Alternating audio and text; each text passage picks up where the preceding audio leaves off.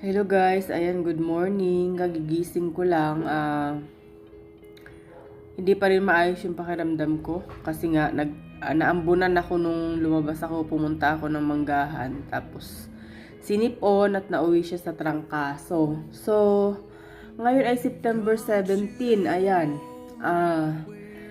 Napanood ko yung video ni Dr. Willie Ong na meron siyang iniindang malubhang karamdaman.